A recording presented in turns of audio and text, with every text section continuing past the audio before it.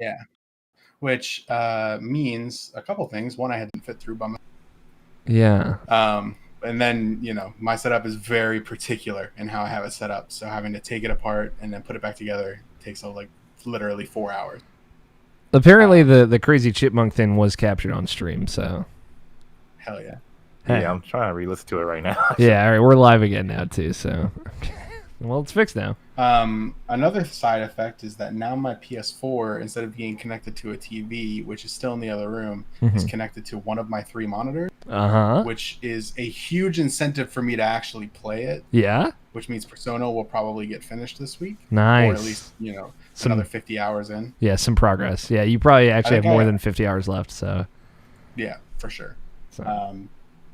So yeah, but other than that, I moved the desk, moved the whole setup, moved the mini fridge. Yeah, hell yeah. Got my Lacroix on deck. Lacroix.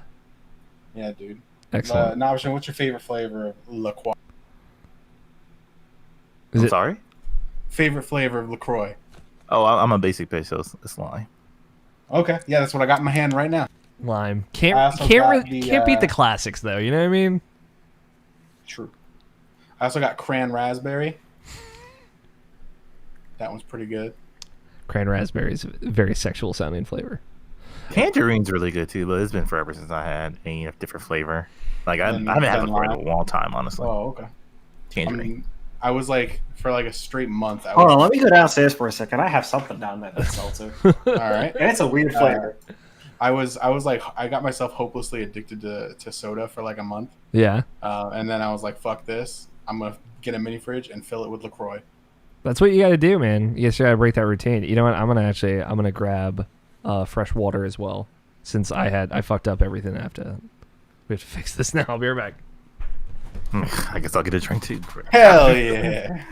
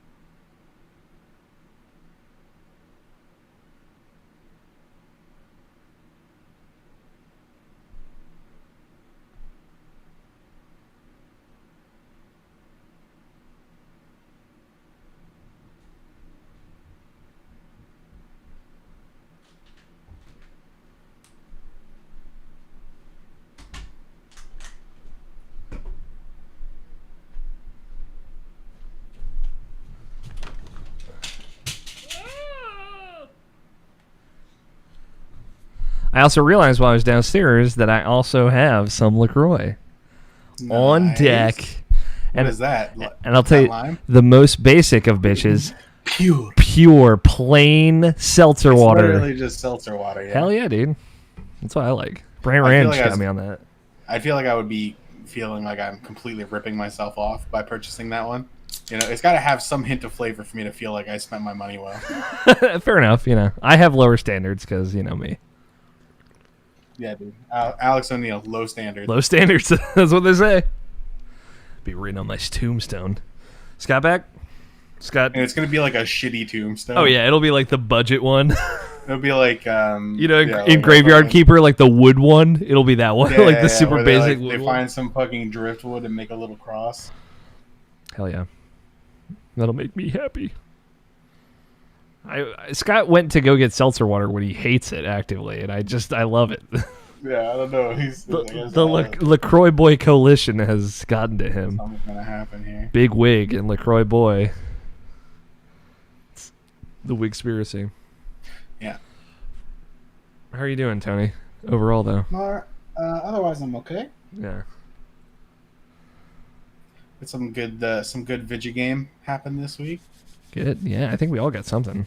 Yeah, I made another hardware upgrade, so that's always a good time. Sorry, Mike. We are going to be resuming, and anyone else watching live in a moment. We're just going to start over. Apparently, some stuff happened. Yeah. I'm excited to hear it when I go back and re-listen to this. Hear my breakdown edition. Yeah, I don't know. Should I talk about hardware upgrades on the show or now? It's up to you. You can talk about it on the show. I think that's not a game. That's worthy though. It's game related, game adjacent. All right, I'll talk about it now. I bought a 500 gigabyte VNAND M2 drive. Okay. So it's extremely fast flash storage. Yeah. And I cloned my operating system onto that drive. So now instead of just being on an SSD, it's on a super fucking fast SSD. Hell yeah. So boot up the computer time is like nothing, I imagine. Or as little as it can be. Yeah, it's like literally sub 1 second. Nice. And NVMe is fast as fuck. That's awesome. Like my old SSD, it's like sequential read and write speeds were like 550 megabytes per second. This drive, this M2, is 3,372 read write megabytes per second. Jesus. More than six times. More than 6 times the speed. Yeah. And then for random read write, it's similar. It's like 3 times faster. Are you here, Scott? I heard you. Yes. What fucking bubble water did you find? Cranberry lime. That's weird. I told you I had some weird flavor down there. It's the last one, and I'm drinking it, and I don't like it. Hell yeah, that's what I said. Lacroix? Is it Lacroix? Hell no. Honestly, I don't. What the fuck kind of salt water doesn't put their? Yeah, that sounds so gross. I would never buy that. I love that you went and got this, and you're like, I hate it. I hate it. I'm gonna drink it, but I hate it. I hate this. Y'all get a kick. The Evan Wall texted me today, just out of the blue, just saying like, "Hey, how you doing, man?" I was like, "When was the last time you texted the other podcast guys?" That's not what I said to him. why are you so nice to me? No. I was checking. He still works at a grocery store. I was like, "Are you doing okay?" He's like, "It's awful." And I was like, "Evan." Oh yeah. So he's like, "It's awful." Technically, I work at grocery stores as well. Yes, and many of them. Yeah, I feel bad for you and for Nabish. Do not envy y'all, especially like when you gotta go in and out, and there's just other people around. And now it's fucking hot. Yeah, it's gonna get hot again. Are your trucks air conditioned or? Right now, I'm running a route where I'm in 3 different ones, and only one of them is. Ooh. The one that I was in today is not. Is yours Nabishin? I don't know if you use it. I drive my car. Okay. Yeah. Is your car air conditioned?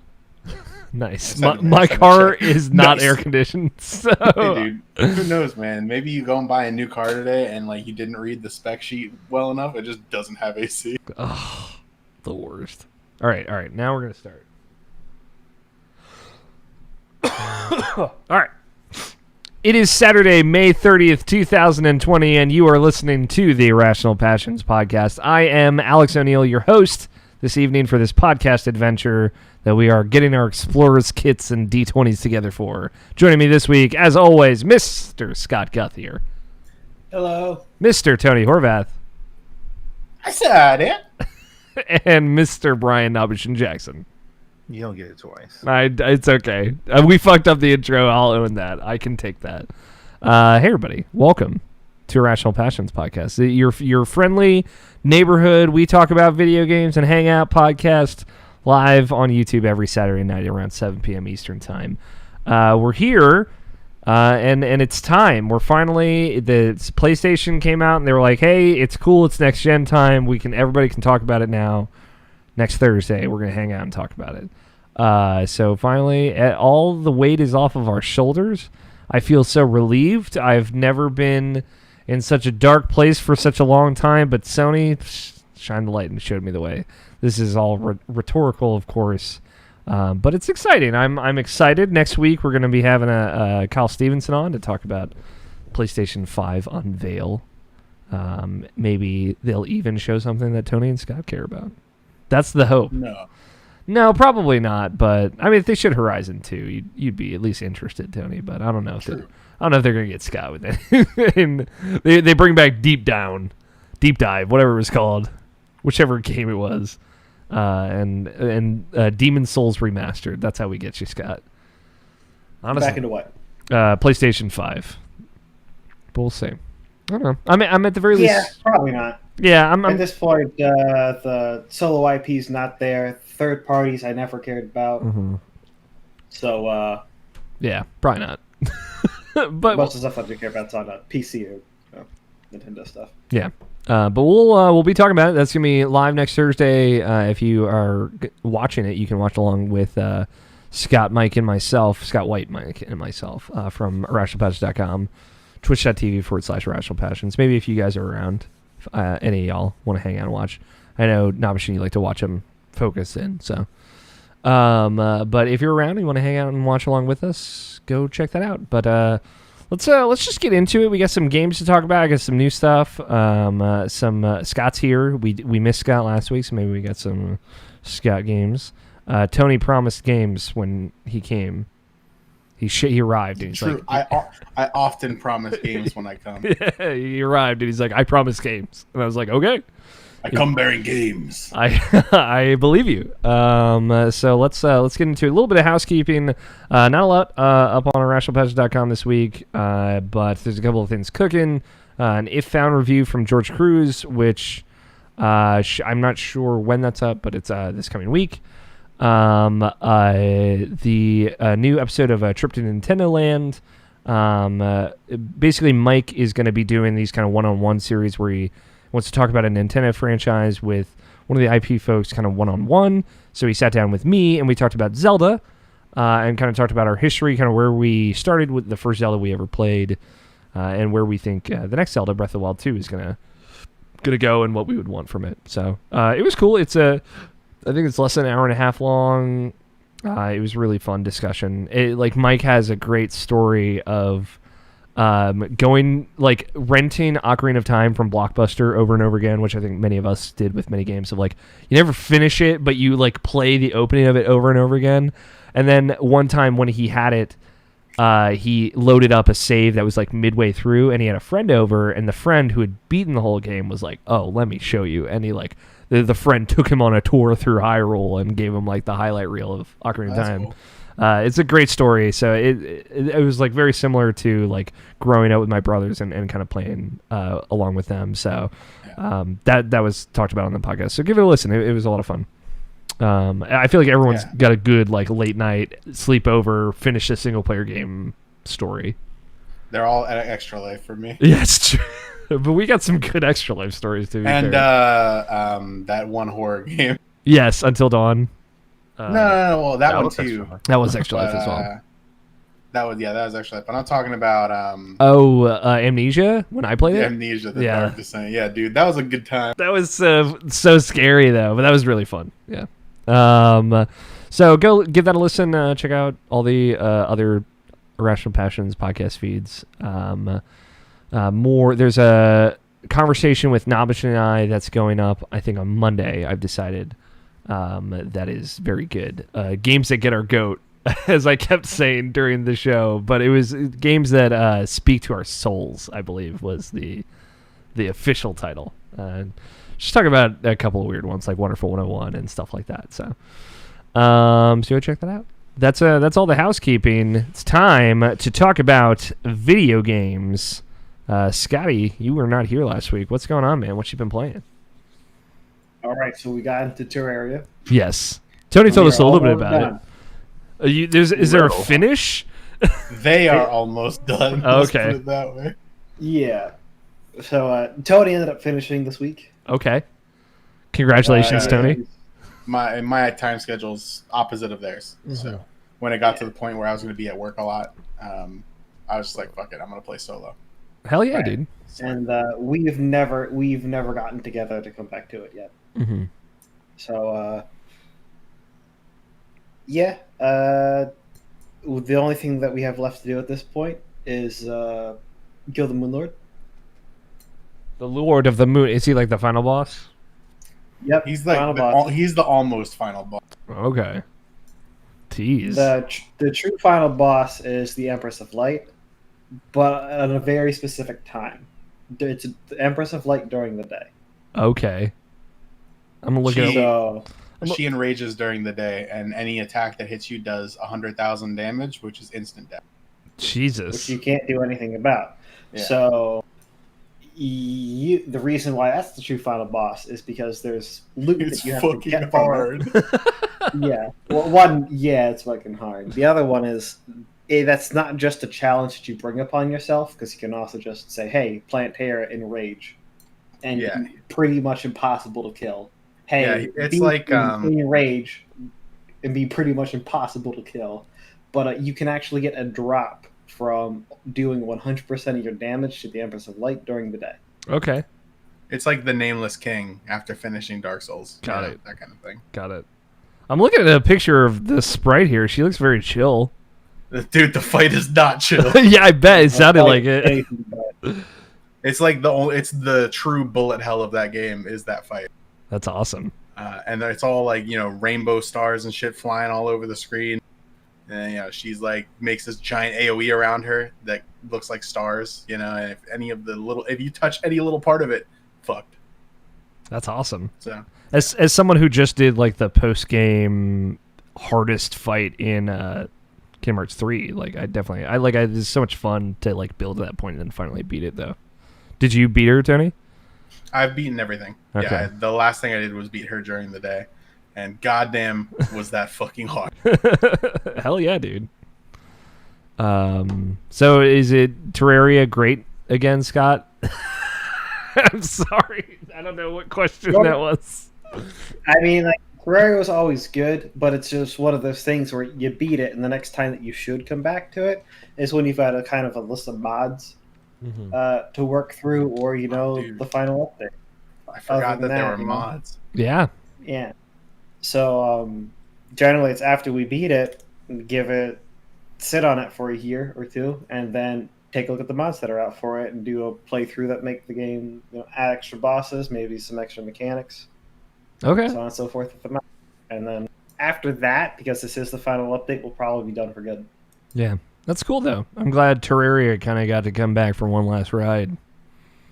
It's a weird. Yeah, I've been watching a lot of Twitch streamers that are playing it, and the couple of the guys who I'm watching now are doing like master mode hardcore, and if they die, they're gifting like 300s. Damn. So there's high stakes. It's pretty cool. That is cool though. Anything else you played this week, Scott? Or these last 2 weeks? I have finally put down Animal Crossing. Okay. I'm kind of moving away from it myself, but I'm still bid farewell, checking in every now and again. You want to sell your Switch? No, I'm not. No. Is this a fucking dig at me now? I fucking wonder. Why, dude? I was never gonna play that fucking system again. Saying they put out some weird. Didn't we just discuss like 2 weeks ago? A game that's coming out on Switch. Oh yeah, I'm gonna look to it. Oh, Paper Mario. Yeah, Paper Mario. That's right. What about it? Yeah. Are you gonna play Paper Mario? I'll just buy a Switch. I'll just buy a Switch, dude. No, but I mean, like, I sold it to my friend for cheap because he couldn't find one. I remember this story. The intentions were good, but the joke still stands. And the story continues. Hey, listen, dude. I will keep my Switch the same time I only date one girl in a Persona. He just lives to spite us, dude. You can't win. All I'm saying is Alex is now part of that. He has dated. I did not in the same playthrough, though. So who cares? Scott, I'm interested. Please continue. Listen, dude, Futaba is crying. Listen, Alex. So it's spicy what tonight. Was it, Tuesday today? I said Tarkov's out. I've been doing a lot of Terraria. Don't have a whole lot of time for everything. So at this point in Animal Crossing, I've been keeping up with it, but not really playing it. Yeah. And there's a big difference of being in Animal Crossing to chill out and then keeping up with some of the daily stuff that you can do. Yeah. And at this point, I don't need to anymore. Made all of the money from the turnips. Yeah, just rolling in it. I have like $10 million. I feel like that shit ruins the game, dude. The turnips? Yeah, if you like go hard on the turnips and make all that money real fast, like what the fuck is the point? Anymore? It's such like a different ballgame compared to like the N64 thing, where you could just kind of do it. You could take the risk of maybe buying a bunch of turnips, but like you'd have to sell them in your town. People weren't going to take your memory card over to a friend's house really that often. Well, even if you could do that every day, you really only had one or two more people with it. Yeah, exactly. Yeah. So there's no way to break the whole system, but now you can just you can always sell your turnips at the best price, no matter what, if you look for it. Quite do that. I got lucky a couple times. Yeah. And the other thing is, I know how to watch the market, and with the way my work schedule worked, I could just do that. Yeah.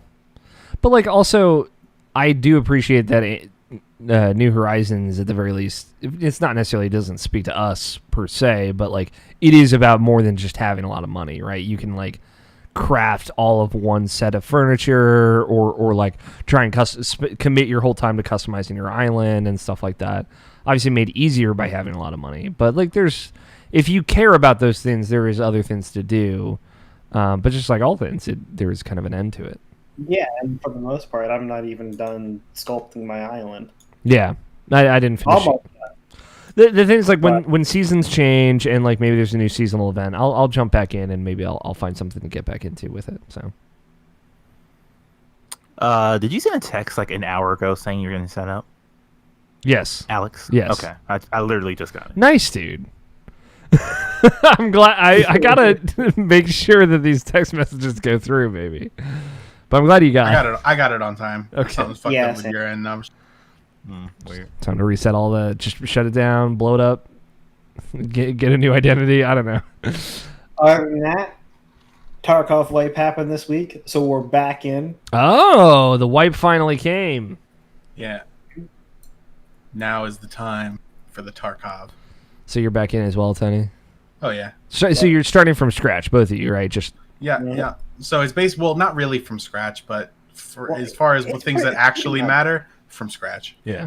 Okay. There's some stuff that you get from having, Scott and I both have the Omega expensive edition of the game.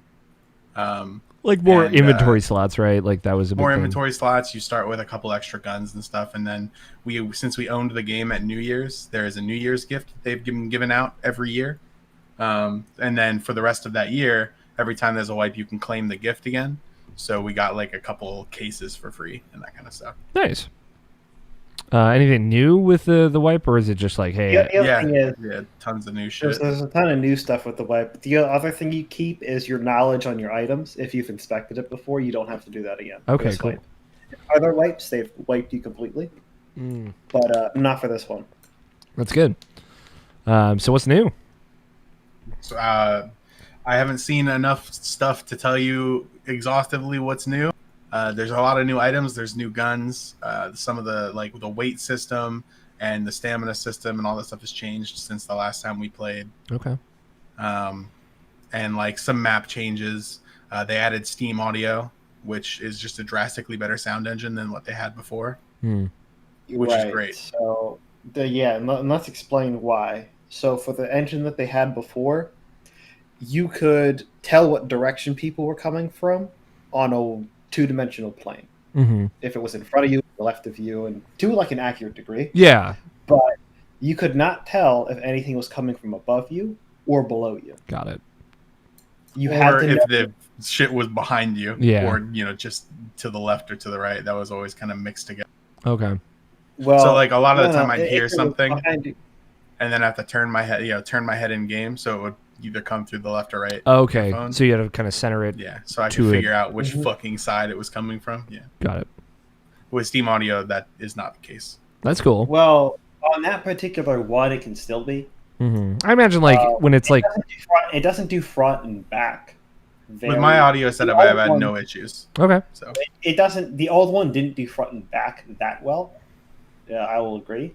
But if it was in front of you and you didn't see it, just gotta pivot more. It's just more pivoting. And at any point in time to triangulate a sound, you should be moving your head even with the new audio. That's why I want to experience VR audio just so you can like kind of like tilt your head a little bit and then something kind of gets a little clearer. I imagine that's like the next echelon of it. What if like there was sensors in your headphones where like you're playing and you can like tilt your headphone a little bit and then it'll adjust how the audio is coming to you. That'd be kind of cool. Hold on, I gotta file for a patent real quick. Hold on, I gotta lock this up. I gotta lock this shit down. When you don't move your head, you're getting more information or about the same amount of information as the old system when you did move your head. Got it. But now you have a much better sense of distance when you start moving your head. Got it. Cool. Yeah, I mean that's like the clutch thing. It is much better. It's a clutch thing with like all those. I feel like them and then like the battle royale-esque games of like having that directional audio is super important. That's good. Well, I mean, we can check in next week after you guys have put more time to it, see if there's any bigger changes. The only thing I would say is I got a pretty good key spawn already. Nice. And it's a bit of a story to go with that one. Was it the pharmacy key? Did we find out where the pharmacy is? It's been like 3 months and I still don't know. Oh. Yeah, we found the pharmacy key. No. Okay, I think Tony explained it in that episode, but yeah, I was just curious. Okay, because I'm not sure if I was there or not. You were there, but you had gotten the key. You had not found it yet, but yeah, we got there. I was just a callback. So no, this is the Kiba key. Okay. You've heard about this one? No, of course not. I found the. Yes, you have. Kiba key. Yeah, KIBA. Maybe KIBA. That sounds familiar, actually. Yeah, that asshole always wants to duel the second you get to the door. Kiba. Come on, man. I'm sorry. I'm bad at remembering things in the moment, you guys. I'm just stupid. Yeah, okay, I remember Kiba now. I Google image search Kiba. Now I know Kiba. Does he have a little dog with him that will bring the key to you? No, but it's I have the key to the inner door of the store. Are you thinking of Naruto? I was thinking of Naruto. That's the only Kiba I care about. All right. Well, I wish you luck in finding the Kiba key or the answer to the Kiba key. Anyway, anything else? That's about it. Okay. That's a good chunky update though. So the other thing, another thing beyond Tarkov, beyond Terraria. Yeah, I don't believe I told you guys about Graveyard Keeper. Oh, did you start playing? Ever? No, Tony's talked about it.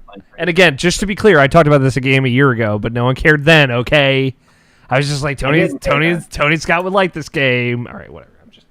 Yeah, you're right. I'm being, but I wouldn't have cared then. Yeah. To be fully honest, I wouldn't have cared. Totally, I get it. Trust me. Then was too soon. Now's a pretty good time. Yeah. What do you think of it? And yeah, you're pretty right. It's fun, right? The thing is, like the vanilla game. I was telling Tony about this. I don't remember when we were talking. I think it was off podcast.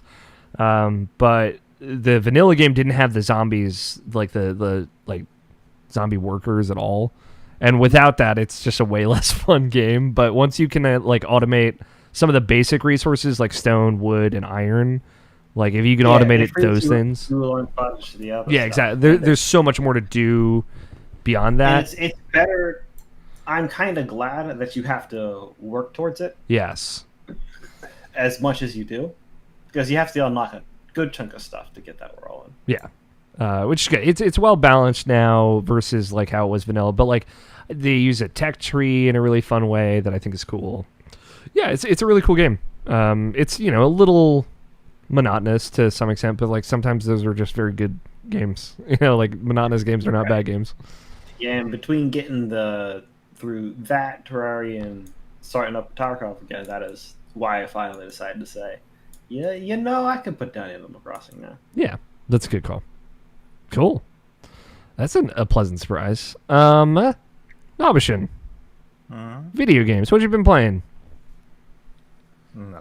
Nothing. Really? Nothing really new. Nothing that's super interesting to talk about, or I I can enlighten you with. Like, enrich my life with. Just name the couple of games so we can move on. Just put a list out there. I'm curious as to which they are. Yeah, Scott is just like, Scott. Let's get this shit done today. Scott is down for fucking business. He's not here to fuck around. He's our Mr. Business. Finally. But no, like Dragon Ball Fighter is just a little bit of that. Like, not that I've played that game a lot, but like I played enough to get like all the capsules, which is like the loot boxes, but not loot boxes in that game. But I pretty much got everything from those capsules because like they grade out the capsules thing. I can't use the in-game currency anymore. So like yeah, I was like, huh, that's weird. I got everything. That's funny. So that was the thing I did. How many times did I go online? None. 0 times. Get fucked, like, online video games. Yeah, but like I still like the game a lot. And like other than that, it's just been Wonderful 101. I didn't even play Shadow. I just been enjoying the Wonderful 101. After beating it, I've been playing it again. I've been streaming the entire playthrough this time around. I'm doing a fresh save again, so I'm vanilla again. But like me knowing what I need to do to actually play that game is like I said, like anytime you replay a platinum game, like and you know what you're doing, like it's so much easier and it's so much more fun because like you just breathe, you be in that world a lot easier and it's a lot more enjoyable, even though it's already enjoyable. So just emphasize the enjoyment, I guess you would say. Yeah.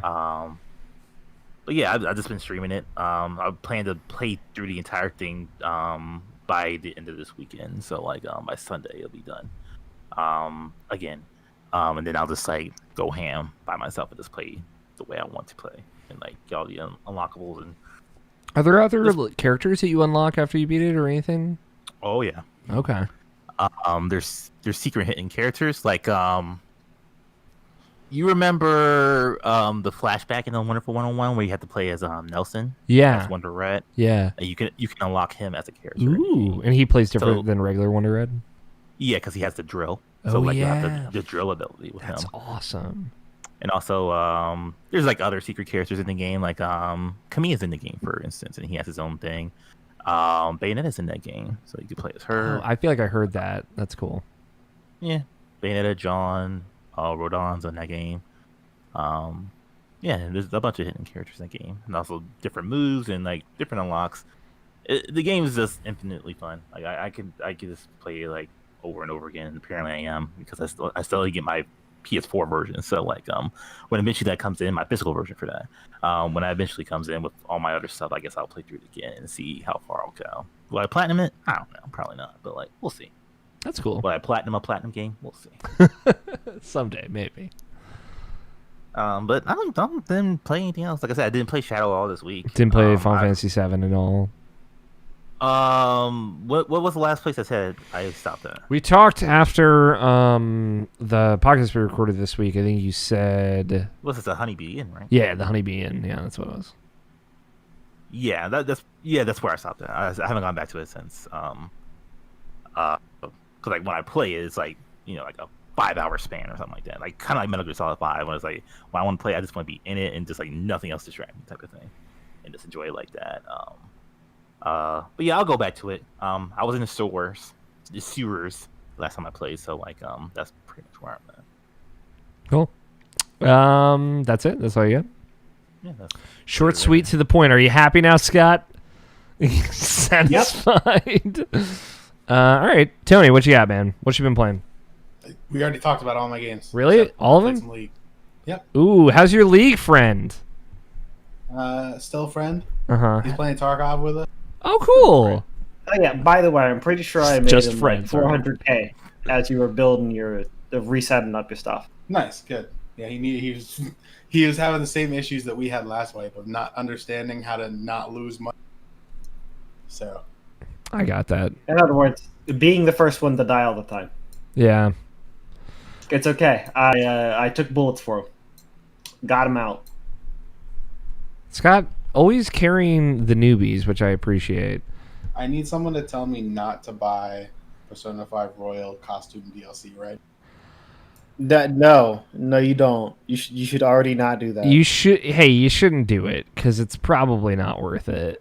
What do you mean, dude? But the Joker looks so fucking good. You get a bunch of free ones, like just for free, and you can just fuck around with those. I used them.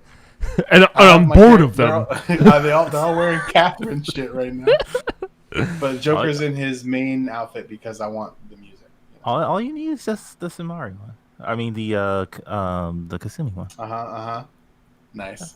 I mean, what you should do is buy the battle ones because they have the Persona 3 protagonists, and then I think they come with the personas for those games as well. So the Persona 3 one, Persona 4 one, and then when you fight them, it plays that battle music. This is what I suggest. There's a $60 DLC pack. The $60 DLC pack is bait for people like you, Tony. It's just playing on your insecurities and your weaknesses. Also, how do I get those premium themes, dude? I want them. I don't know. I apparently as you weren't they emailing them out? Yeah, as you unlock trophies in the game, you get emails with them. Make sure you're like one of those promotion check. Yeah. Where do I do that? We'll talk about this later. Yeah, it's in your account settings. You just like check a box. So you played Tarkov, you played Terraria, you played anything else, and League of Legends. League of Legends. I pretty much fully wholesale quit 7 Deadly Sins. No, it broke you?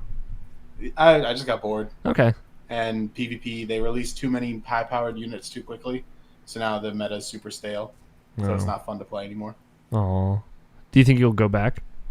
That and like half my guild quit. Oh yeah, same reason.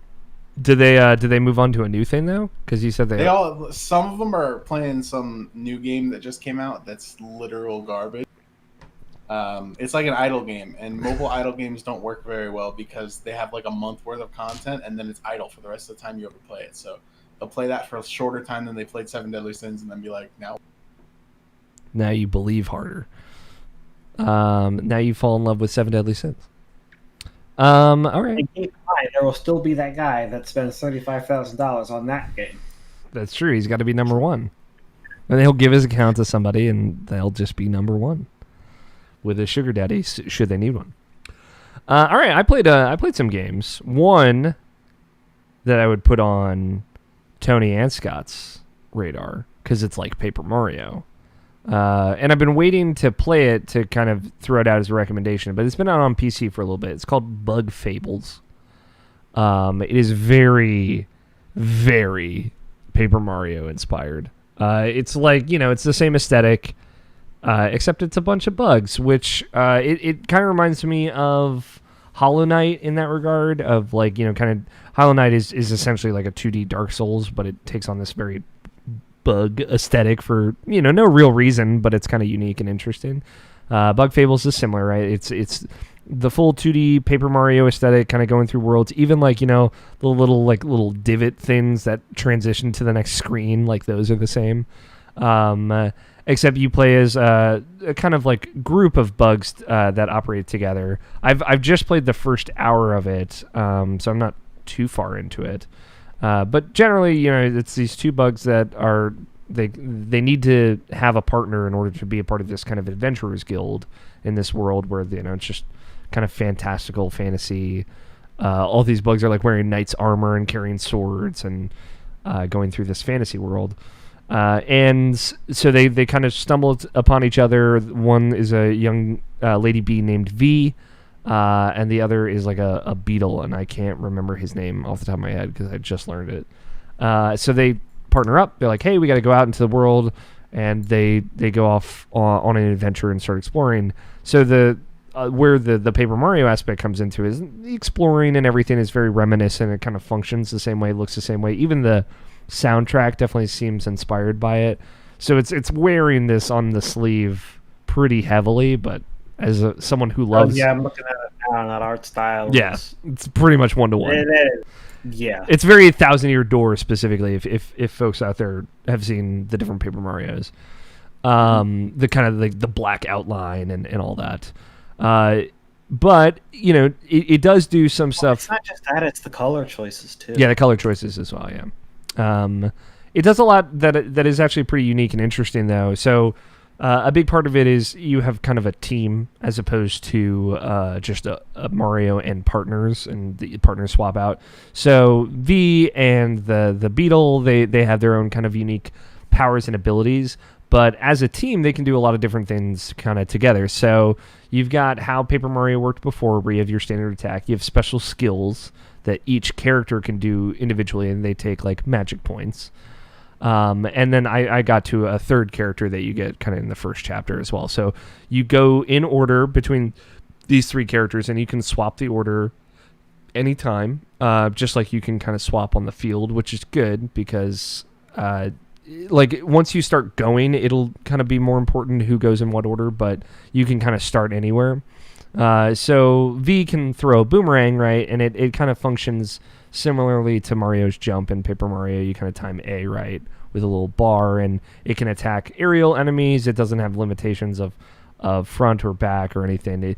It can just attack whoever. Then the Beetle guy, he does like this slash with his horn where he like strikes upward, and you hold down on the analog stick for 3 seconds and then release, and it attacks up, which is just like how Mario's hammer works in Paper Mario, but he can only attack ground-based enemies that are up front, right?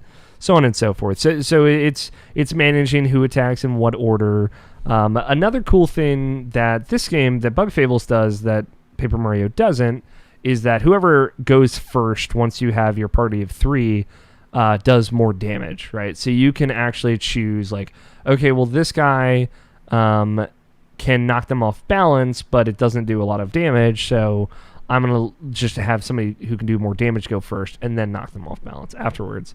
And it adds another kind of layer to what order do you want to do things in. And then once you get to 3 party members, this was like the most, like, this is a Nintendo level idea of innovation for me. Once you have 3 party members, a single party member can give their turn up to another party member kind of freely. So if you'd rather just attack with the same person 3 times, you can do that. But if you do that, your attack power gets weaker with every successive turn that you do. So if you decide to do all 3 turns, by the end of it, they will have a -1 penalty on it, because the first turn they'll be stronger, the second turn they'll be normal, and the third turn they'll have a penalty. So it's like a really cool workaround to having kind of more party members, which Paper Mario never got in the business of having more than two players on screen at any given time, at least not yet. And I thought it was a really clever like addition to that. And beyond that, while you're walking around in the world, so like when you go into fights, it'll like go to the fight screen, fight music plays. Fight music's a lot like the 1,000-Year Door fight music, which again, I'm not complaining, but it's worth pointing out. And I completely lost my train of thought with that 1,000-Year Door comment. But like you're exploring, you can use your powers when you're in the environment. So like the Beetle guy can like swipe his horn to cut down bushes and stuff when you're just walking around. The bee can throw her boomerang to hit far objects when you're walking around. Kind of things that function similarly to powers that we've seen in Paper Mario before. What's cool is when I got the third character, and I don't know if there's more party members. I don't think there would be, just going off of how it's playing out so far. Maybe one more. But the third character has like ice magic, which is really cool. So if there's like a water droplet somewhere, they can like freeze it and create a cube of ice that you can then push and then jump on and climb in different parts of the environment. It's really cool. I've like been craving a Paper Mario style game for a very long time. Obviously, we talked about it here with the new one being announced. This one is definitely more in the 1,000-Year Door camp of like what it's trying to go for, and it's different. It's not quite 1-to-1, but it's close. So Scott, Tony, I know you guys like those kinds of games. So it's been on PC for a little bit. It's $25. And it just came to Switch, PS4, and I think Xbox One. I don't know if it's on Xbox or not, but I think it is. So I grabbed it on Switch, but yeah, it's rad. It's worth looking at. The Tim of Super Mario games. What is Tim like? Because I wasn't familiar with what that game actually ended up being. A game that innovates in a lot of ways that Pokemon doesn't do, and like it's good for what it is, but like Tim. You're right. Oh, I'm sorry. I thought you said Tintin, like the. Tintin, but you said Tim. Yeah, I think it's similar, right? I didn't end up seeing a lot of what Temtem played like and how it kind of contradicted what Pokemon had done before. But it has innovations that help make this different, but also they're Nintendo-esque ways of problem solving, right? Like that the give your turn up thing and all that. Like, I think those are very similar to how Nintendo likes to make their kinds of games. And having that same kind of thought and innovation to feel so stylistically similar to a Nintendo game is actually pretty impressive. When I got there, I was like, that's really cool, and I wouldn't have thought of that. But that seems like a thing a Nintendo person would think of, right? I feel like they have a good level of ingenious to them, and this fits along with that. So I'm really, really impressed so far. Mike has been... he did this for an Indie Highlights, I think, in January when it first came out on PC. So he put it on my radar then. He's like, keep your eye on this one. As soon as it comes to console, you should check it out. So I've been waiting on it for a while. So I played the first hour and 15 minutes before I started, which it seems like I'm probably pretty close to the end of Chapter 1. I just opened a big door that led to a big area, fought some monsters, and there's a save point right before another door. So I'm assuming I'm about to have a boss fight. But we'll see. So far, so good, though. I also played... I wanted to talk about it on the show because it's been fun, and I know he'll appreciate it if I bring it up here. But I've been playing Breath of the Wild with my roommate, who's plays video games every now and again. He's been playing Maneater, which we talked about last week as part of the bet, but he's having a lot of fun with that. But he always talks about games that are like... that aren't handholdy or things that like let you do whatever you want. And I'm like, okay, I don't personally like those aren't necessarily my kinds of games because I feel like that falls more in like almost the Minecraft or whatever camp, things that are kind of open-ended to your enjoyment. But not that I would think Damien would like those kinds of games. But I said, this is of the kinds of games that it seems like you like, and he always fucking talks about Skyrim and RPGs and going off on adventures. I was like, this might be it. So I sat him down. I made him a Switch account on my Switch. I'm like, I want to play this with you. I want to see what you think of it. So we started playing Breath of the Wild, and boy, it has been delightful for me. Not just because, he's struggling just to understand the controls because he's going from a PlayStation controller to a Nintendo one where the select and cancel buttons are completely reversed.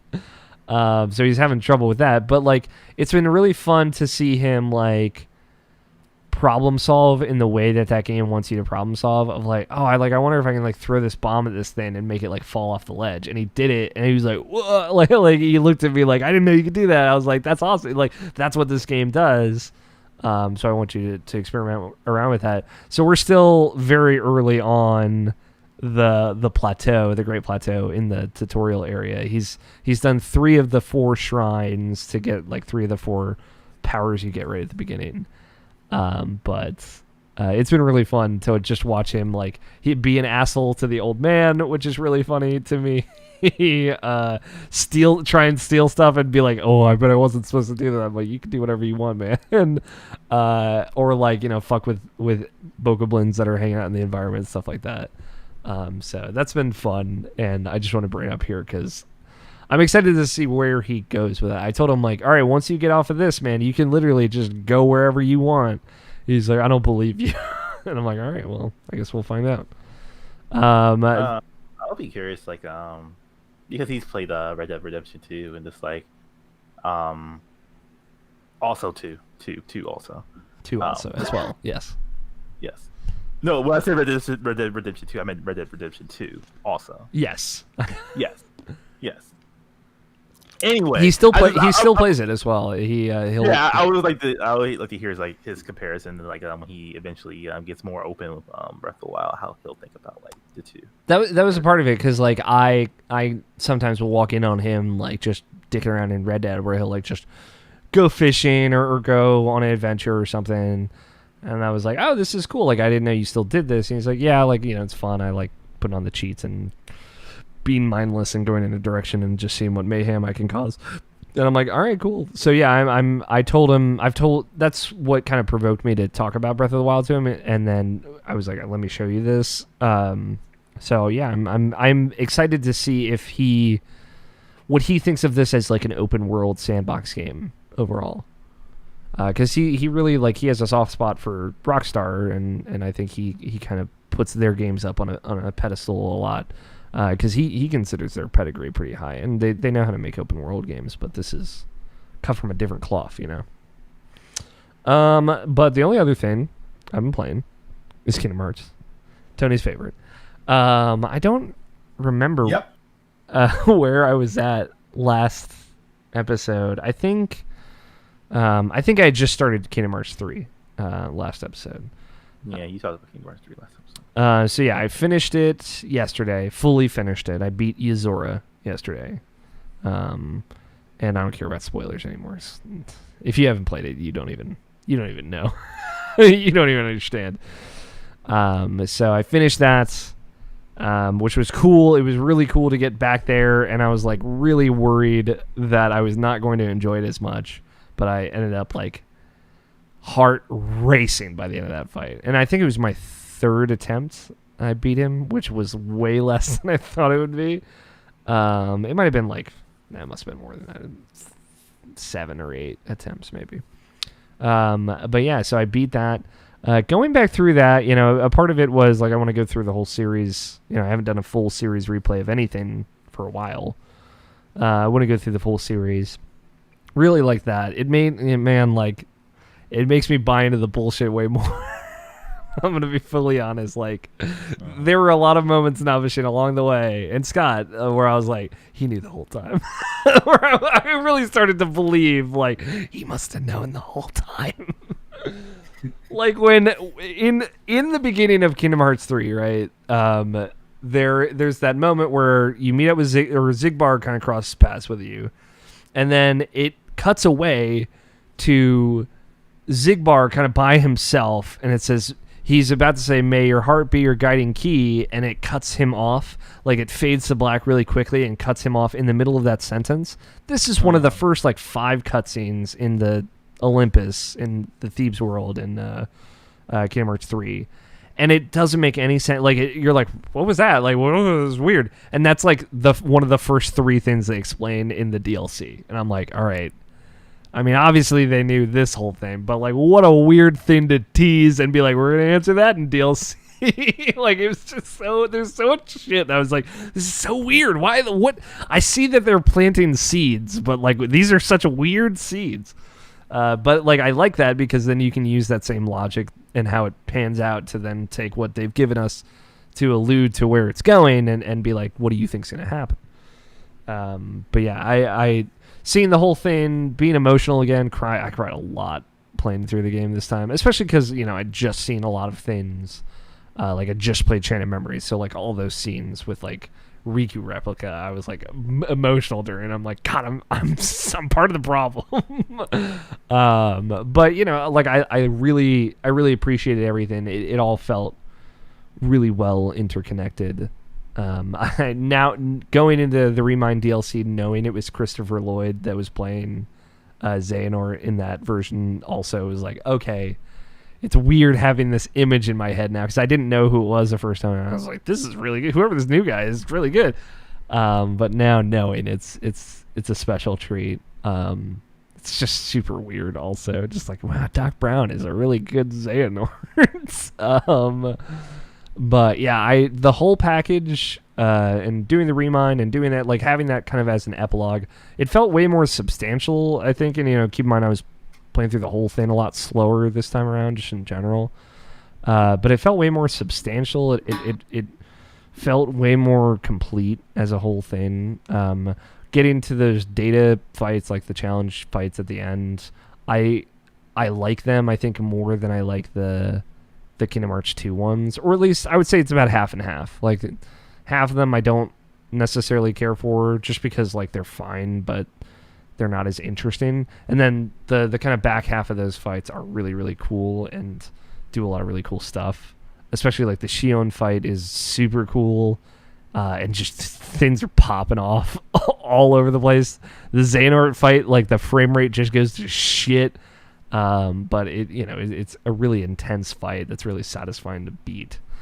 And then obviously the Yuzora fight and kind of I don't know how this guy is going to play into the next game, if he's going to be the protagonist or if he's going to be the antagonist or if he's just going to be part of it.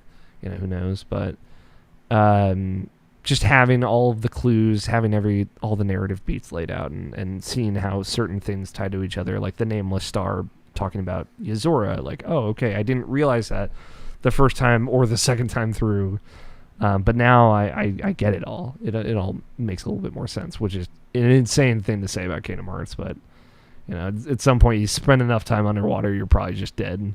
So that's how I think about it.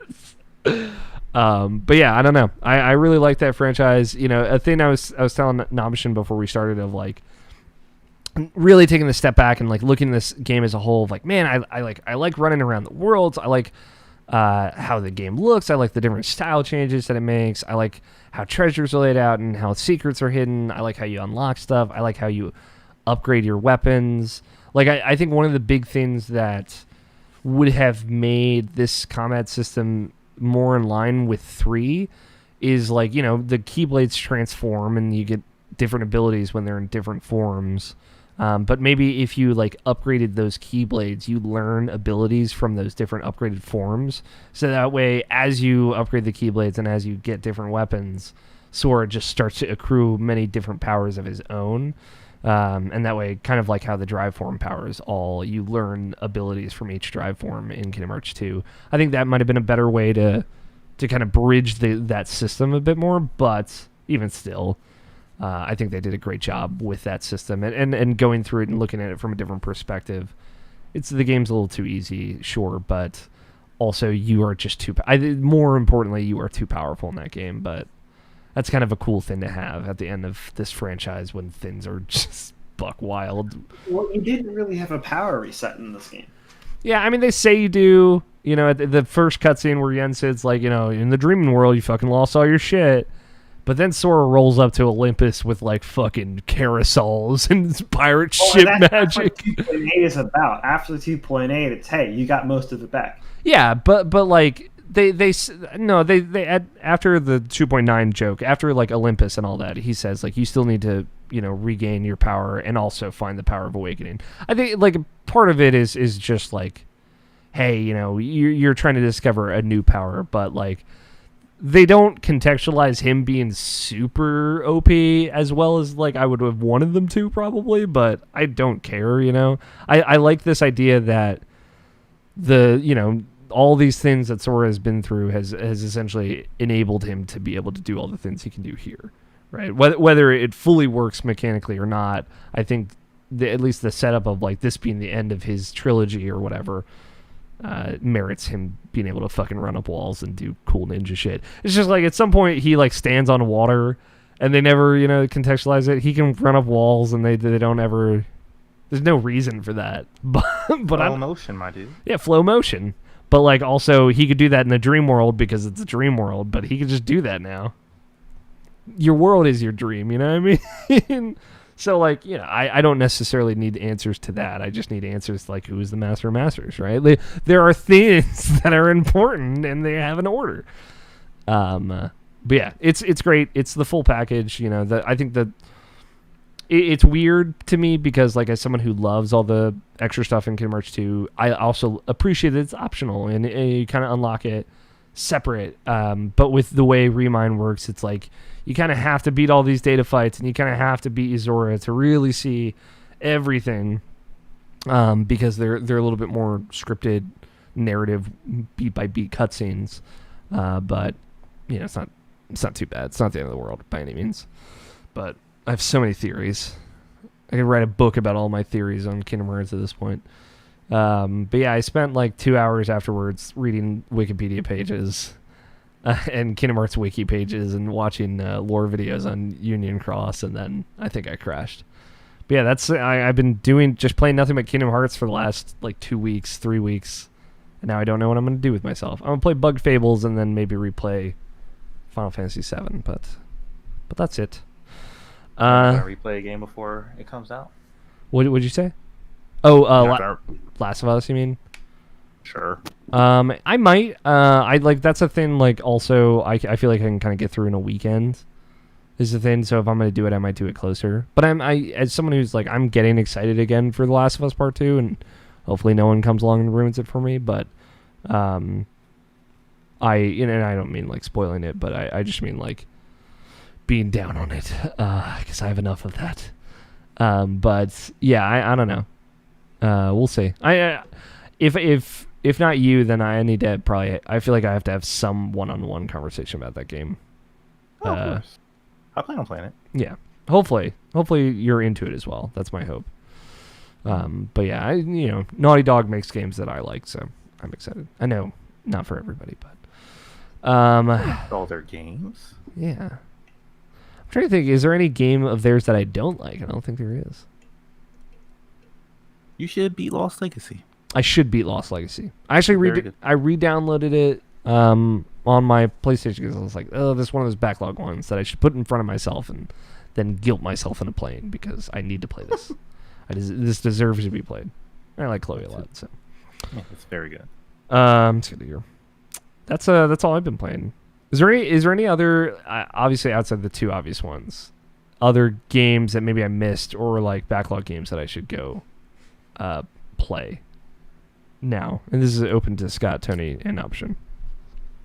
How would you feel about replaying all the Paper Mario games before the new game comes out? I would feel good about it. I thought about it too. I thought about playing that first Paper Mario, honestly. Are you willing to invest in Color Splash though? I would.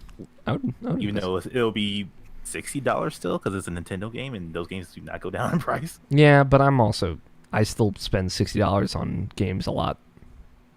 I try not to buy as many games as I can, but I often buy them at full price still. So yeah, that's not a deal breaker for me. Yeah, I'd probably skip Super Paper Mario, but I would do it. The thing is, like, so you would just do OG in 64, then Down Your Door, then Color Splash. Okay. No Sticker Star or anything like that. Because Sticker Star is on the 3DS. Sure. I don't own that anymore. Not the 3DS, it's Sticker Star. I think that was one of the ones that got lost in my my game case that had all my 3DS games in it. Sure. And there was none. I don't think there was one between Sticker Star and Color Splash. But yeah, I don't know. I'd give it a shot. I also want to know more about this Origami King first too. The Origami Killer. Origami Killer. Origami.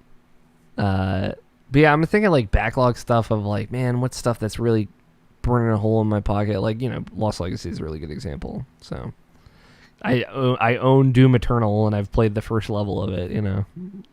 Pretty much the same. Yeah, I feel bad, but I also kind of don't want to play anymore. Same. Because I would play more in my Xbox. It's like goddamn issue. Yeah, that's a bigger issue, I think.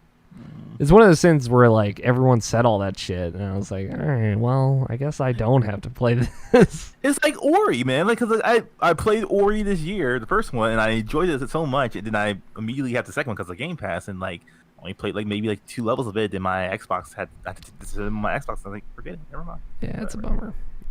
Yeah, that sucks too because we're both so excited about it. I know it has been such a good like 4K thing to you as well, but then it's just the disk drive can't fucking work. And then, so the system shuts down when it can't recognize the disk drive, right?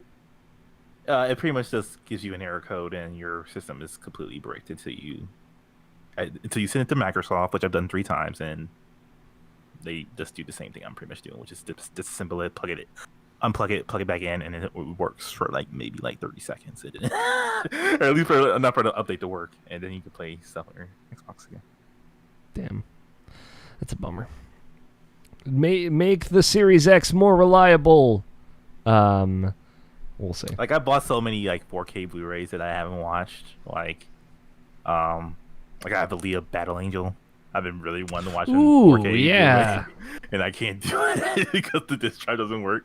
So I'm pretty much waiting for like whatever console will get to the end this year and watch it then. So that'll be like the first thing I'll watch. Yeah. I'm deeply considering, because I have like a lot of money saved up now because of the time that we're in.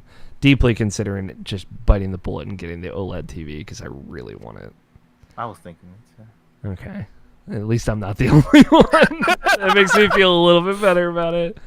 I mean, like it'll have like the HDMI 2.1, so that's supposed to be beneficial for this time around for like for next gen consoles. 20 hertz. Oh yeah. So. I like the true blacks and like the coloring and all that. Like I want to watch movies and just be blown away with how it looks. All right, that's all I got. I did write down the news and gaming. I brought it up kind of at the top of the show. PS5 unveil event is next Thursday. There's a little bit of speculation in our bets, so I think we're going to get to that in a little bit. So maybe our bet segment will be a little bit longer this week. But before we get to that, just want to give a quick outro here. I did not ask for questions this week, but if you'd like to send us questions, you can tweet them at IrrationalPod with the hashtag IPQ. You can leave us a voicemail at 404-590-1337. Standard long-distance fees do apply to that. Or you can send us an email, mailsack at irrationalpassions.com is the email address. A couple other things to keep in mind. I mentioned already, but follow the website on Twitter at IrrationalPod as well. All the other podcasts that we have, all the website posts when we go live, and our Twitch streams, all that's all on Twitter at IrrationalPod. Nabishin and myself are on Twitter. I'm AlFighter27. Nabishin's NABESHIN 186. And see all of our video stuff, YouTube, Twitch. It's all under Irrational Passions. Just search it in either places, or use the URL as an extension. And rate and review us wherever you listen, whether it's Spotify or Google Play or Stitcher. I don't know if we're on Stitcher actually. I think we're on Stitcher, or wherever, Apple Podcasts. Pick your poison. We will be there, but we would appreciate it if you gave us a rating there because it helps us a lot. And check out everything else on irrationalpassions.com. We've reached the end of the show, gentlemen. We're not talking about like predictions. I'm going to roll that into bets. Okay. Because I want to start with the number, and then we'll talk about what we think those might be. Okay. This week's bet, again, tying into the news of the week. Next week, PlayStation will finally be unveiling the PlayStation 5 on Thursday with some amount of video games. We don't know a lot of information, but we know at least multiple video games will be there. Sounds like it'll maybe be a little bit more interesting than the Xbox One. How many new... This is the bet. How many new, never-before-seen games will we see at this PlayStation event? So this includes sequels. 3. Okay, I'm going to write down Scott's 3. This includes sequels, but like just games that we've not seen unveiled before. So if they show Godfall, which was announced at the Game Awards, that doesn't count. But if they show Horizon 2, which we had not technically been announced before, that does count. Clarification. What about remakes? No. What about like the Wizard, that Wizard Tech demo thing that Quantum Dream showed at the PS4 event, something like that? Got to be a game. Can't be a tech demo. Hold on. Can you buy it? Yeah, it has to be boxed in on a shelf. If it's just a Quantum Dream like bullshit thing, doesn't count. Or downloadable. But we didn't know that wasn't like really a thing. True. Kara became a Beyond eventually. True. Eventually. But the Kara demo was just a tech demo, right? So I wouldn't have counted the Kara video, but Beyond Two Souls in the shape that it took, sure. And to be fair, we can talk it out after the fact. Like if there's something that if Quantum Dream has anything or Media Molecule has anything, we'll go on case by case basis for that. Do sizzle reels count? If they're new games, if they're announced in a sizzle reel, it does count. These are good questions. Tony, you're quiet over there. Are you thinking? Yes. Once you got a number in your head? 0. 0 new games. Yeah. Okay. I'm sticking with it. It's been working. Sticking with the bit. Yeah, dude, they're gonna tell you about the new PlayStation 5 Wiggle. they understand, right? I was hoping Wonder Book would come into the conversation. But at least they can maybe get us the wiggle a little bit. Do the wiggle. What you got, Amishin?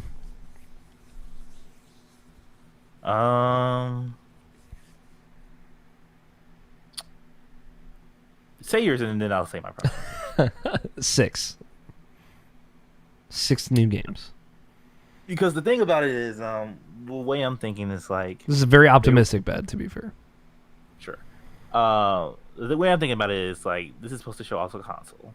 So like, it has to be pretty much just AAA exclusively. Because like, indie games, though, appealing artistically, they want to show off the console. They want to show off the graphics and whatnot, and what it can actually do. Multiplayer wise, they could probably do something like for a quote unquote smaller game, but like I'm feeling like they'll have like a good beefy amount, so I would say probably 12. Wow, I like it. That's a bold bet. So let's talk about what do you think? Do you have any ideas of what those 12 might be? Do you have any in your head? And then just open up to Scott and Tony if you guys have any ideas. I know Tony, you said 0, but of new games that you would want to or think that they might show. I've talked about it a lot. Like I bring it up a lot, not just because, you know, for me in my head it seems like a safe bet, but also because I would really like to see it, and that's Horizon 2. Whatever the sequel to Horizon Zero Dawn is. I think, you know, that game's obviously been in development, and Horizon came out in 2017. They did DLC in 2018, or at the end of 2017. So yeah, I think that's a very strong possibility, at least something that's maybe not coming out right away, but it's coming out soon. Hopefully right away. But I'm a bit too disconnected from PlayStation to really know at that point. Sure. But the reason why I have a lower bet is because I'm thinking it's the opposite way from Novition. It is, they're going to have some new games there to do that, but I think they're going to push more of, hey, buy it, please. This is what you can play on an approach. I also think it could be like hardware focused. So it's, you know, maybe not, but well, yeah, there's that too. But I think that helps Novition more than it does the other side. I mean, like, what you show will be trying to show off. I mean, like, I'm not saying hardware focus and like let's show the power of the system. I mean, like, this is what the system looks like. This is how the controller looks like. This is what the UI is like. This is what it's like to navigate. This is how backwards compatibility works. And I'm guarantee that during that section that they will use some sort of demo, whether it be a new game or a tech demo, or it will be essentially the announcement of a new game. Yeah. For those techs, like, I was absolutely right. For those segments, that's high probability of it being an unannounced game. Yeah, something that really showcases it. Yeah. But I think for everything else, they'll have more of a focus of, it's coming out soon. This is what you can play on it day one, and then, you know, there'll be a ton of broken promises in day one. Yeah.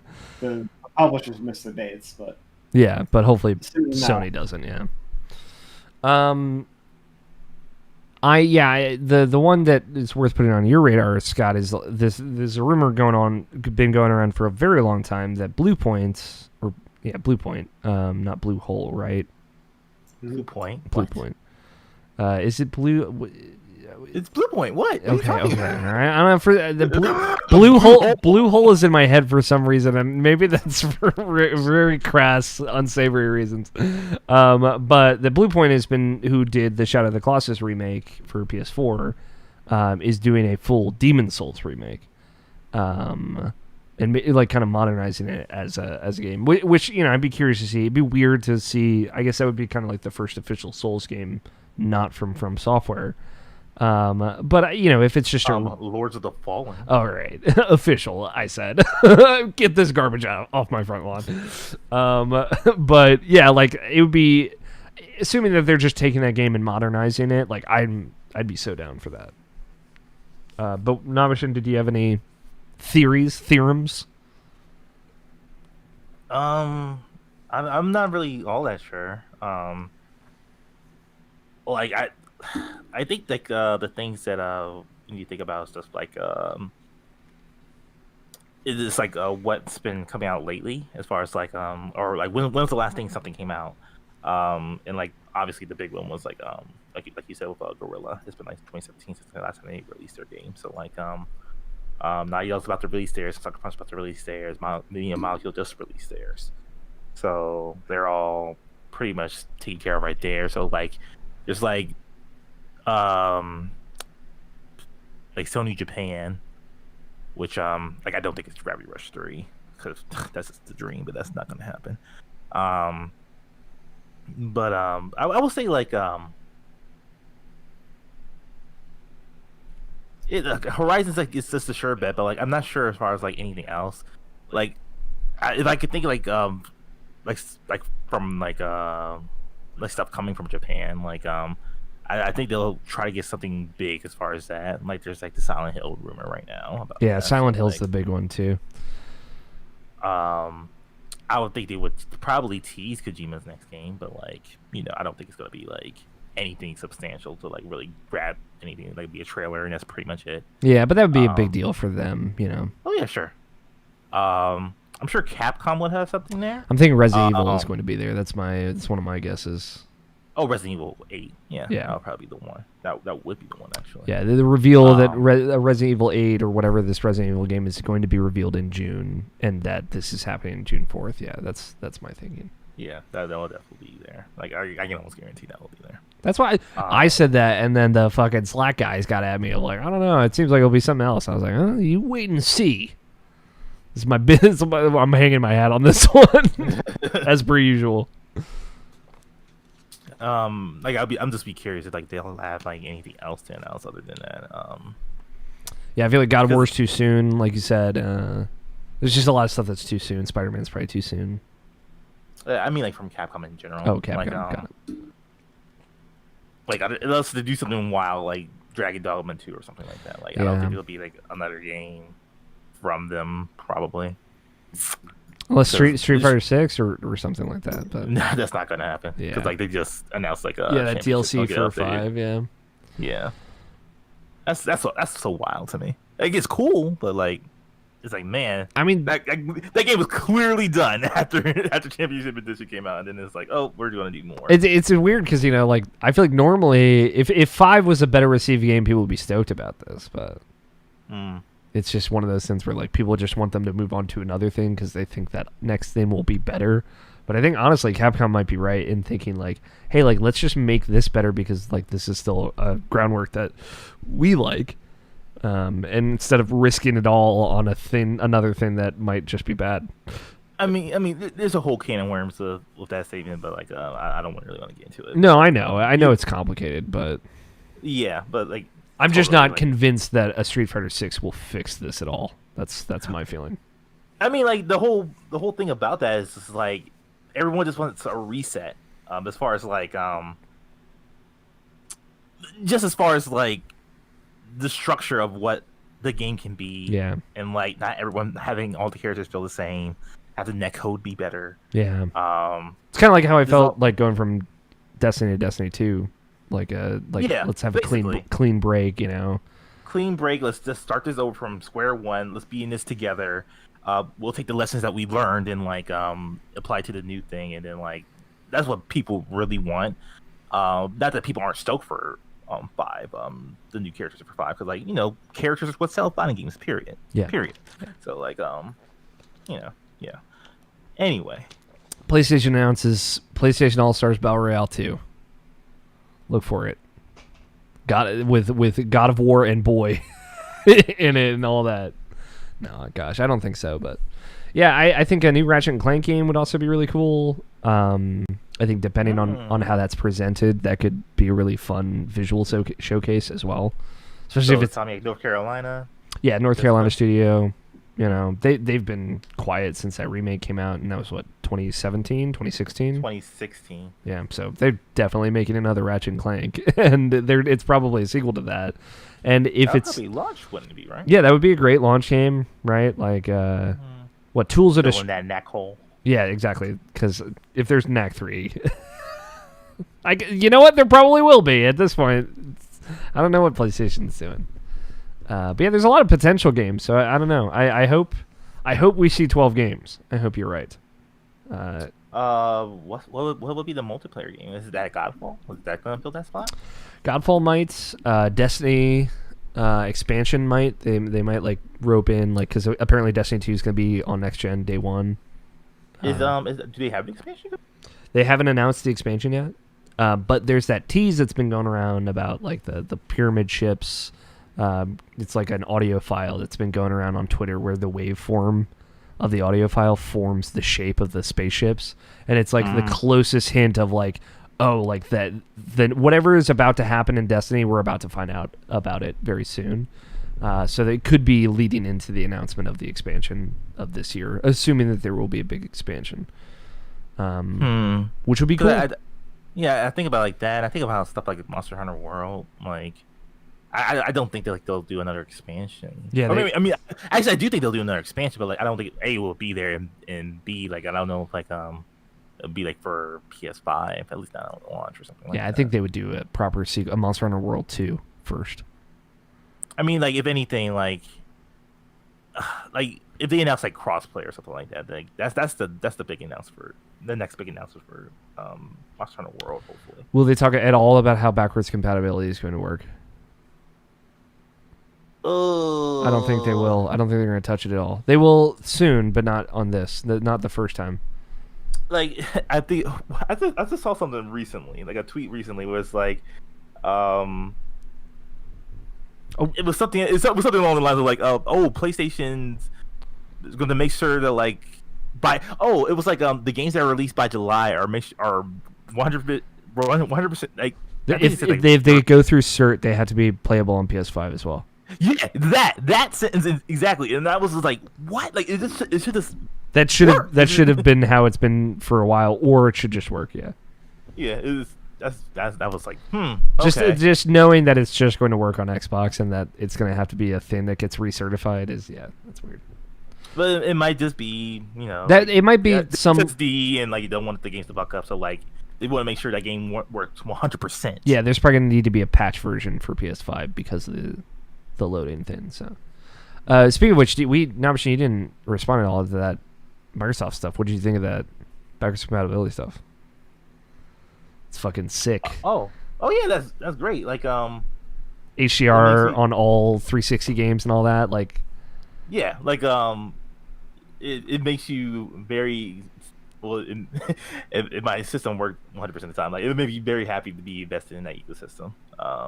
As far as like everything that I was already bought and everything's just being supported to the way to the full extent, even more than I would even ask for, which is like it's so great. I'm very, very happy with that. Good.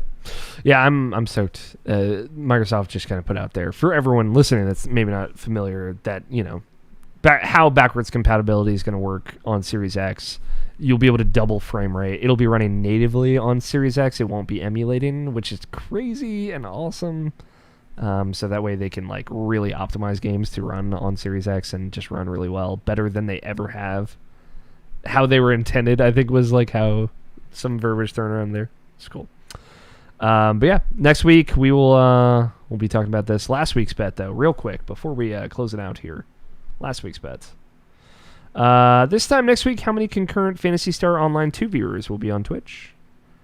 I said 8,000. I bet 0, right? Yeah, Tony bet 0. Hell yeah. Navashin said 6,000. Scott Guthier, you did not get to throw your hat in the ring for this one. Did you want to throw out? I assume you're not peeking numbers on Twitch now, honor system. But did you want to throw out a number? Scott White said 2,200. Oh yeah, that's wrong.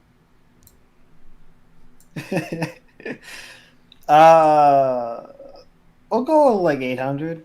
800? Okay. It is so funny to me that you said that, Scott.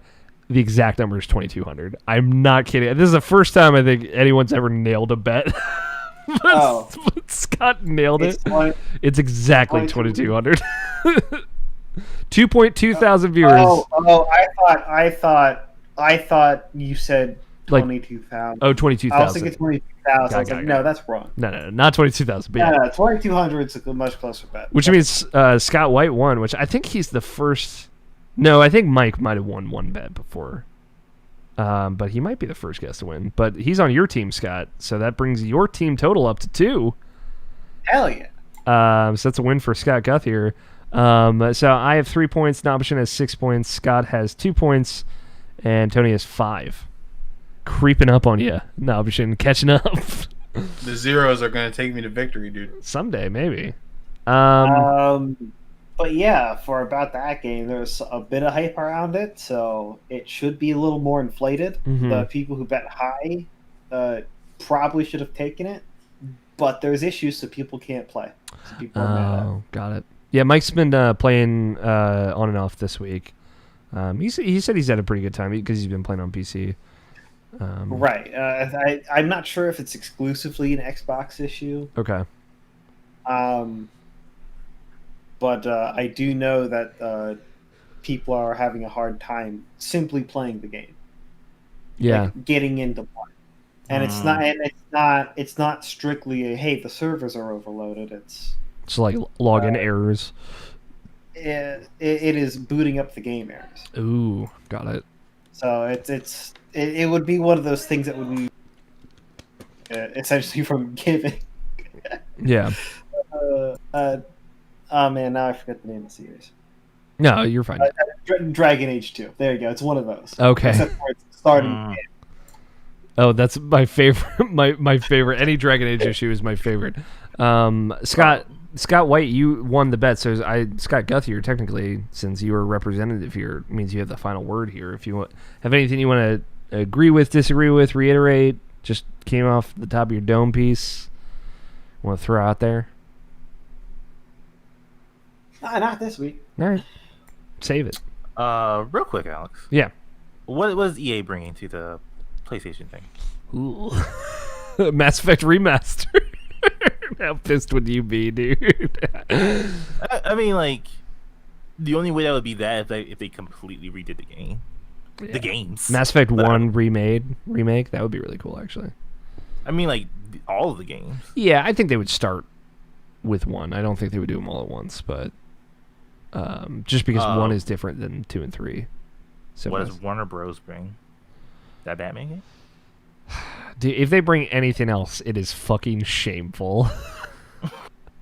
That's a good question. I don't know how much third parties is going to be there, so I don't know what the fuck EA would put in that conference. I feel like Ubisoft could at least like maybe Gods and Kings, that one cool game that they haven't really shown anything of. Like that could be something like that's like really expansive and big that needs a big console to power it or anything. But maybe even Watch Dogs Legions, because like I've missed that E3 conference and like I haven't really even looked at that game ever. So like it's a fun. What that game really is. They had a fun demo of it, but it's just like nothing about that game appeals to me. Like you can recruit just about anyone, and every person you recruit has their own personality, and they can die. It's kind of like a State of Decay in that regard, but it would take a lot for me to care about Watch Dogs, to be honest. Everyone can tell me how great Watch Dogs 2 is all they fucking want, but I will never play that game. Just because it seems like open world, not my thing. Mm-hmm. And like Activision would be just Call of Duty, right? Yeah. Call of Duty, no Destiny. So maybe Crash Bandicoot, if they've actually been cooking up a new one, I think that would be fun. But that I don't think you show that out the gate. I think that's like a $40 downloadable game that's available at launch. Do you think they'll keep the exclusivity for this generation, or will it go back to Xbox? I don't think it'll go back to Xbox, but I think they might drop it because they just don't care anymore. Because people don't care anymore. It's not a thing worth paying for. Yeah, Max Packs aren't really a thing anymore, and like, you have to do this weird thing where it's like, oh, you'll get this mode that no one actually wants for an entire year. Stupid. So maybe they'll just stop the exclusivities altogether. Yeah, I feel like PlayStation doesn't want to pay for it anymore, and I don't think Xbox does either, and I don't think it's what brings in the crowd anymore. But then what's the thing then? The services? It's the services, but I think it's something that Sony's been keeping close to the chest. I mean, like in the grand scheme of things, like for this whole generation, like what makes you play one console over the other console? I think it's going to be load times. I think that's what PlayStation's going to try and do it, because their thing is going to be different. It's going to be way more intense on the load time end of things, I think. So I think it'll be speed and efficiency and how many things that you can do at once. And everything is 60 frames per second. Everything is 4K. But there's no way Sony's gonna be like the same thing as far as like Xbox, as far as like, oh, you can run 4 games at once. But like, I don't know how technically useful that really is. Yeah, I think 2 is fine. You know, I think they'll be able to manage 2 suspended games, and that's fine. You don't need to have 4 or 6 or whatever Xbox has. I think it's cool that they do have it, but yeah, won't be a game changer. We're gonna have a lot better answers to these questions, or at least maybe we'll have a better idea of what Sony wants us to think the answer to that question is next week. So, I'm just so tired of speculating on PlayStation 5 because they've fucking... Well, fine, in the conversation. They've drawn this out so long for me now, but you know this has been torture for me. I've been fucking so like, what are you doing? So, yeah. I'm excited to just know. Hopefully. But, that's it. End of bets, end of the show. Thanks, everybody, for hanging out, for listening. Thanks for the speculation, Nabashin, and Tony, and Scott.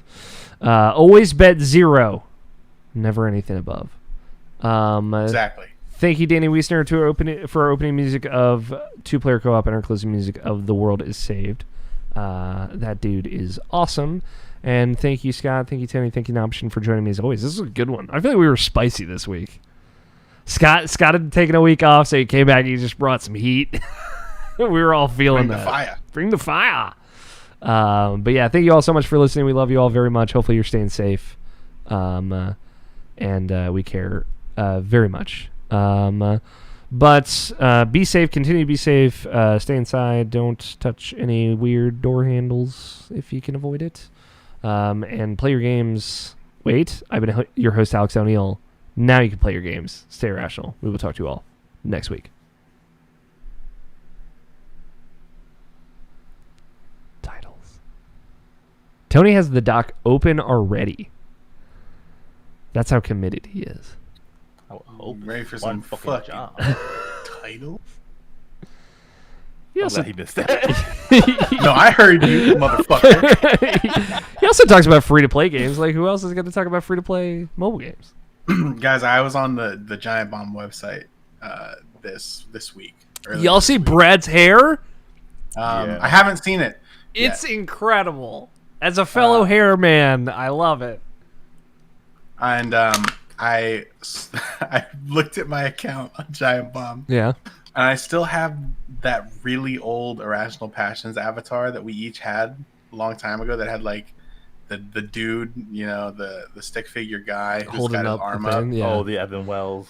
Yeah, and it has my name, Irrational Passions Podcast, and League Official on there. That is still spicy. That is still Evan Wall's contact photo when he does that same for you, Navashin? I was like, wow, it's been a long time since I've seen that.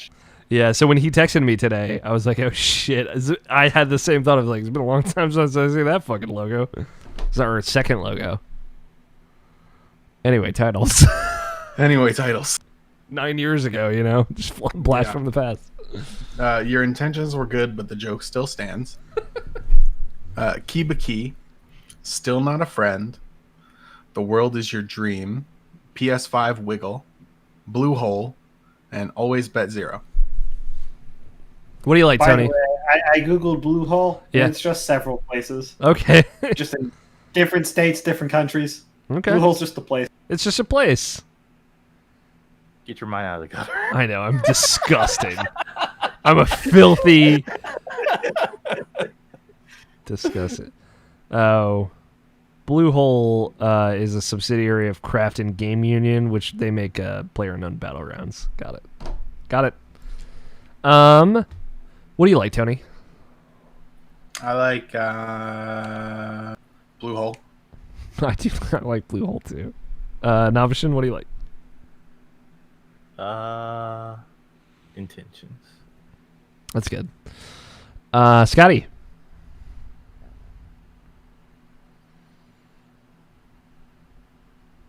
The World Is Your Dream? The world. Who said? Did I say that? You said that. Oh man, I gotta start remembering this. I gotta start writing this down. Locomotion? Oh yeah, the world. Now I'm like recalling what I said. I'm like, God, I sound like such a fucking crazy person. The world is your dream. I really like that now. I like Blue Hole. I'm committed to Blue Hole. I believe Blue Hole won. Yeah, Scott, Tony, do you guys want to say the episode number and title? Hold on, my computer fan is spinning. Okay, I'll wait. It's 469, and I'll let you guys just decide. When's the anniversary? July 3rd. You're listening to the Irrational Passions podcast, episode 469. Blue Hole. Hopefully that everything was not I like... purposely interrupted you. Yeah, it should be fine. Thanks everybody for watching. July 3rd. Look forward. 10 years. We love you. Bye.